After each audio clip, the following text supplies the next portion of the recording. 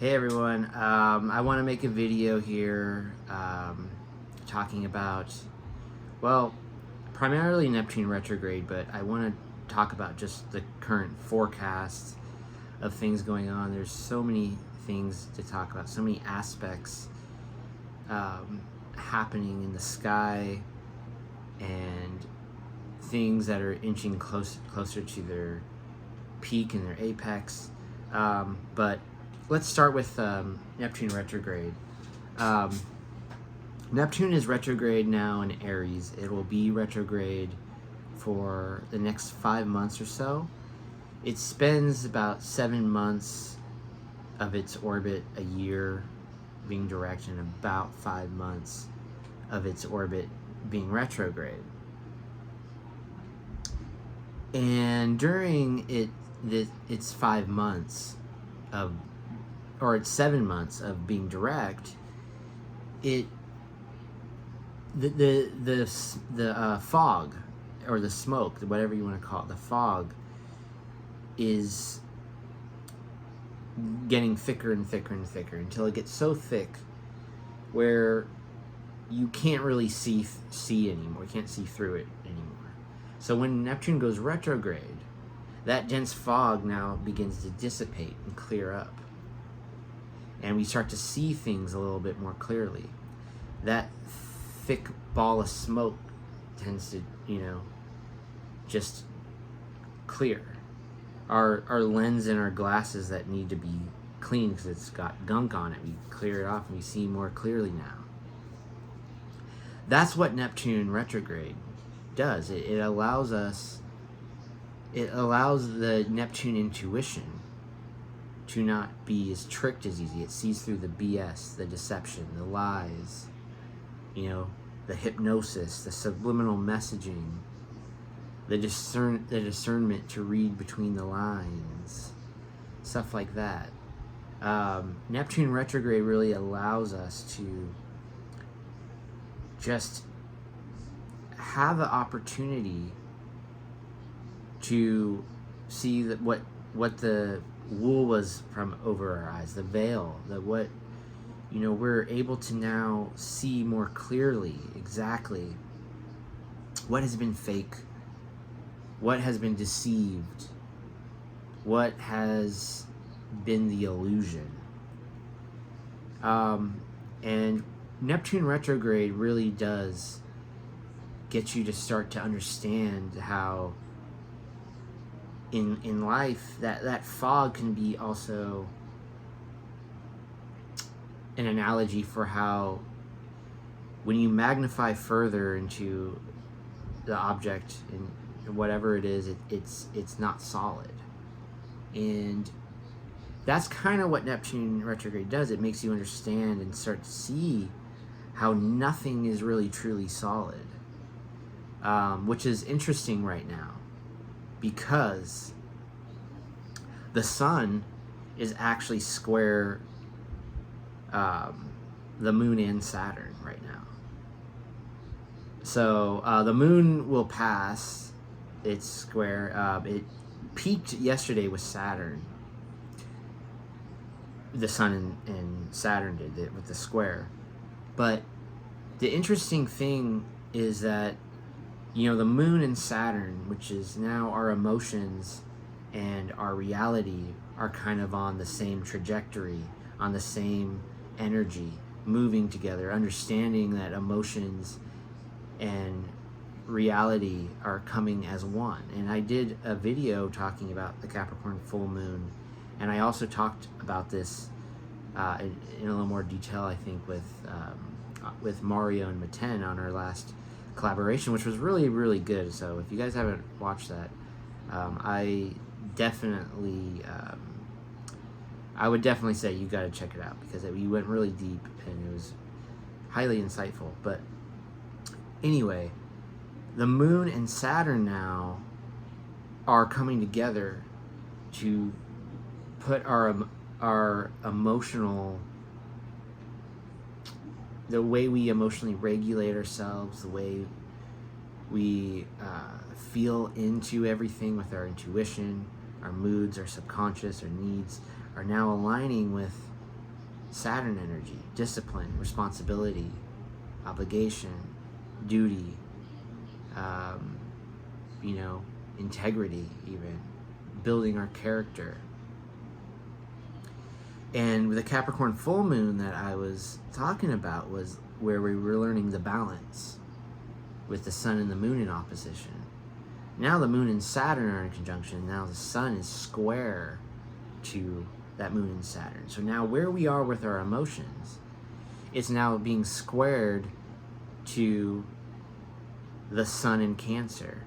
So basically, the way that we're feeling and what it is that we need to apply ourselves with our emotions to our reality, which are one and the same for today, is now clashing with our conscious living. How we want to consciously live with the sun. Now the moon will pass. The sun and Saturn square will hang around for a bit. So just going off the sun and Saturn, to basically, squares, they want to break things down, and they want to, you know, break it down and, you know, put it in like practical, constructive use. That's what squares want to do, to break everything down and make it work, you know, put things back to its rightful place, to harness the power of energy that is pure will and drive, and not feeling it in such a way that is pressure, tension, friction, or stress, you know. But that stuff does help move you. But the way that you want to really use a square is transmute that tension into breaking it down and utilizing it to become self-made with the energies involved. And what I mean is that we need to break things down in reality, Saturn, to form the way we consciously want to live with the sun. And with Saturn in Aries, it's all relative to our identity, our confidence, our attitudes, our ego. And the sun is in Cancer, so it's all relative to home, family, our nurturing, our self-care needs, our moods, our, you know, our domestic life, our, you know, it's basically our soul. So how are we going to break things down and utilize responsibility of Saturn into our conscious living of the sun? Well, right now we're using our intuition and our emotions to align with that, as the moon is in conjunction to Saturn. And I think it's so appropriate that Neptune is retrograde to help kind of break everything down out of this fog. And that since Saturn is about structure and density, you know, solid, you know, it's funny how the sun is squaring Saturn, while Neptune retrograde is all about getting that understanding of realizing how scientifically and spiritually nothing really actually is solid. So it's interesting to me that this aspect is taking place at the same time Mercury is going retrograde, as we need to start embracing how to actually just move through things, like literally move through objects, move through the density, move through the solid forms, because they're not really solid, right? They're just a collection of particles, you know, all coming together and forming a friction, forming, you know, something that seems dense. And it's a very interesting way that to look at things right now, because as Neptune begins its retrograde period, we will start from, especially starting with the sun square Saturn and having the moon there at the precise time, is such a good starting point to help break it all down and see the reality clearly that nothing truly is solid. The one thing about Neptune retrograde, though, that we need to understand is that it's still tricky. Neptune is still a tricky planet even when it's retrograde, because once we see through the illusions, once we see through the fog and the fakery, the treachery, the illusions, depending on how we feel about that, is also the way that we are reimagining our reality again. So it can't be too fixed in our mind. The discernment is to not be too fixed as we see through the fakery and see through the illusion, is to not form such a fixed feeling of what we are seeing through, and redefining it in a solid way. We don't want to do that, because then we are reimagining reality for Neptune's heavy fog to kind of take shape, and Saturn's structure. Which Saturn and Neptune, since Saturn will go retrograde, they will actually start to come together closer again as they both go retrograde. And so then we will experience that optical illusion, that where structures are optical illusions, and no solid forms are really there. They're just holograms, basically. So it's really interesting to think about that right now we need to really be careful as we're breaking it down, as we're seeing through the fog, not to get stuck in the exact immediate ways just because we perceive the deception, the fakery. We don't want to be there just believing every nuance of the illusion and then bringing it back into a reimagined reality. But it's a great time to clearly see things through our conscious living, the sun, our emotions, the moon, our reality, Saturn, and then our creative inspiration, which is Neptune, our true higher intuition.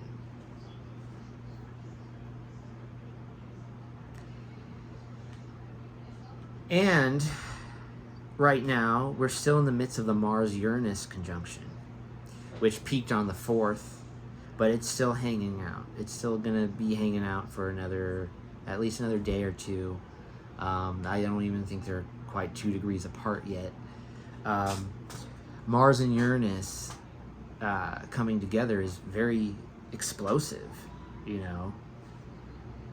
Mars and Uranus in Gemini is very, very explosive. And this relates to communication and our thought patterns, and what can be explosive from Mars and Uranus.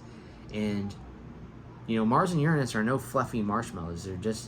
They're extremely combustible and explosive, like I said, just like fireworks. That's why we needed to be really careful with fireworks, because they both can rule accidents. And then Mercury is also retrograde, which is ruled by Gemini, this conjunction.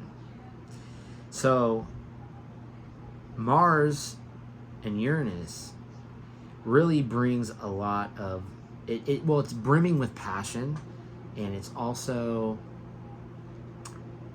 highly rebellious as well.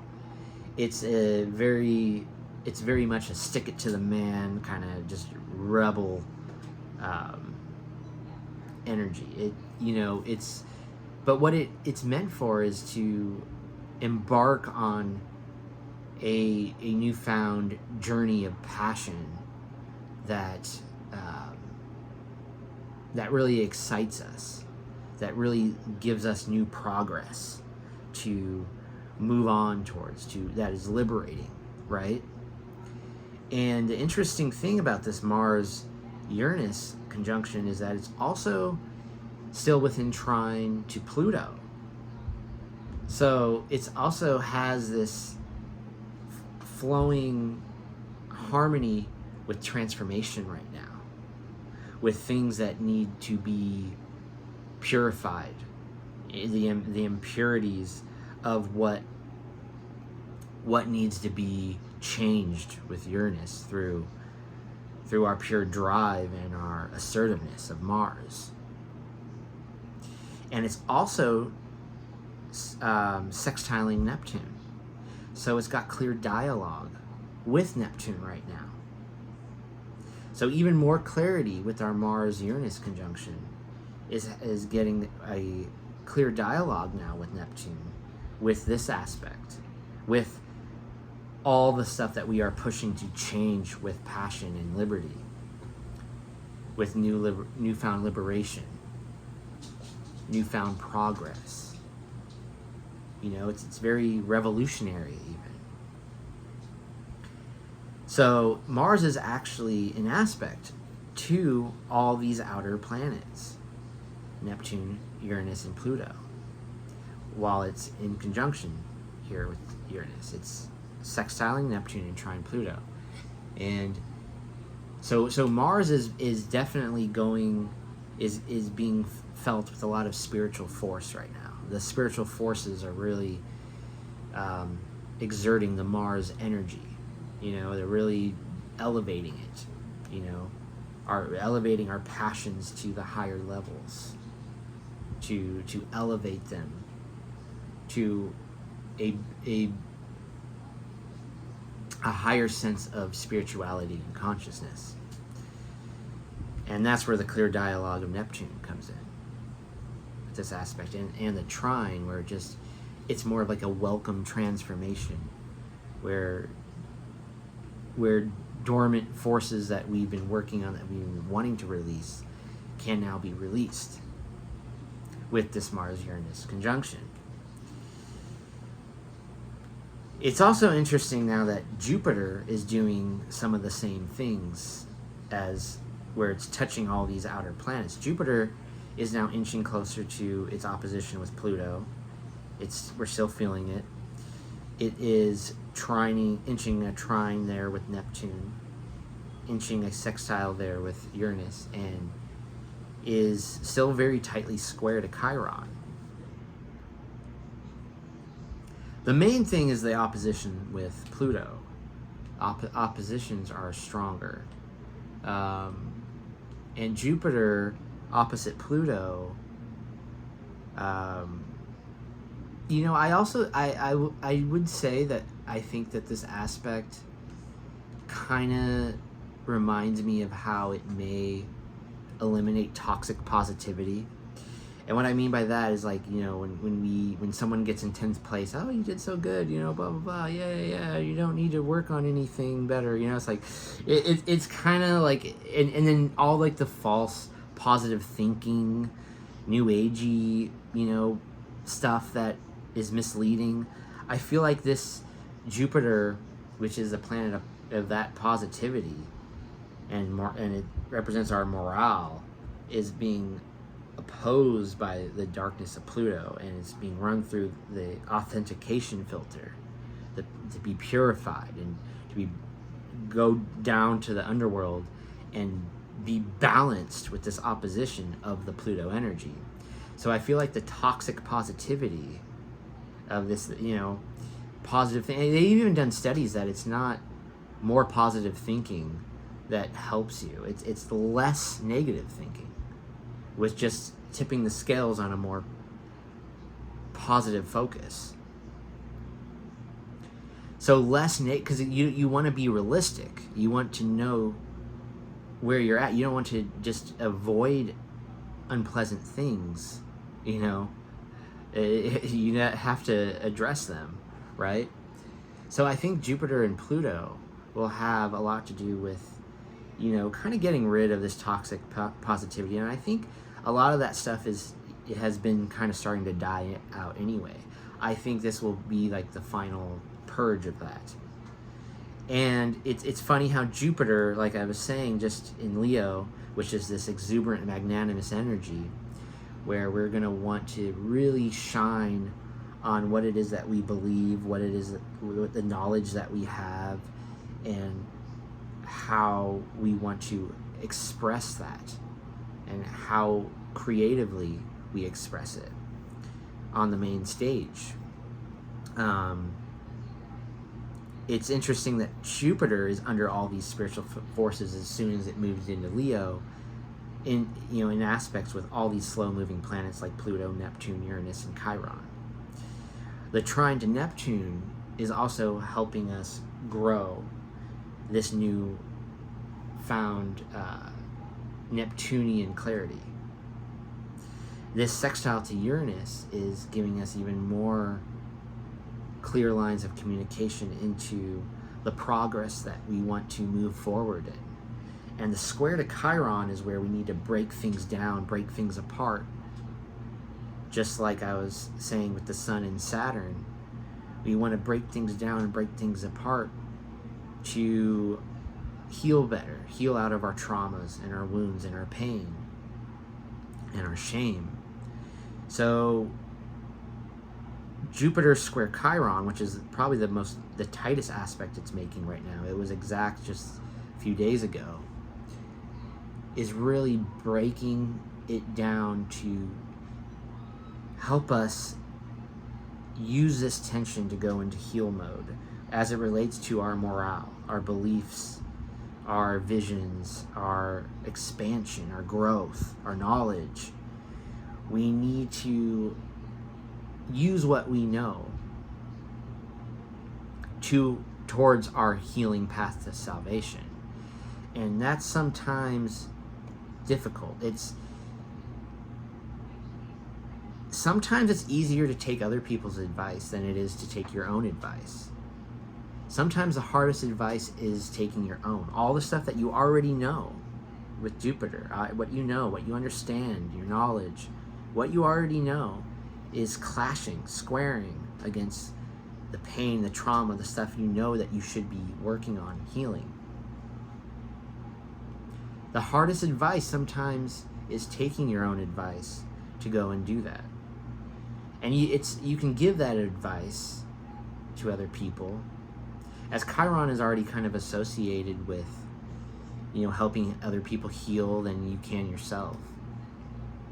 But this square can really fuel us towards taking our own advice if we are up for the task of breaking down our traumas and using our knowledge and growing and learning how to just continue growing and not become on the negative end of Jupiter, which is growing more careless or wasteful as it relates to the traumas and the burdens that we're feeling with Chiron.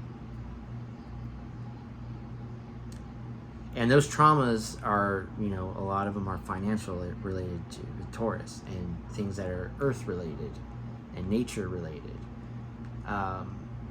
So we need to really take the earth back, and we need to work on our own sense of adequacy and self-worth as we do this, and heal those areas so that we can truly shine with the knowledge that we have and the way we preach it, and be true, be actually really true to what we preach, being able to practice what we preach correctly, being a true example. Because if we're not a true example, it's not going to land the same. It's not going to. You can help people with what you say, but if you're not a true example of what you can heal and what you have healed, it's going to fall flat. It's not going to have the same effect. So Jupiter and Mars right now, making all these aspects to all these planets. There's a lot of spiritual forces around Mars and Jupiter making these aspects right now. So our passion and our growth. So we have to have a lot of passion to grow right now as it relates to these slower moving energies. And Neptune retrograde will continue to help us remove that fog, dissipate the thick ball of smoke.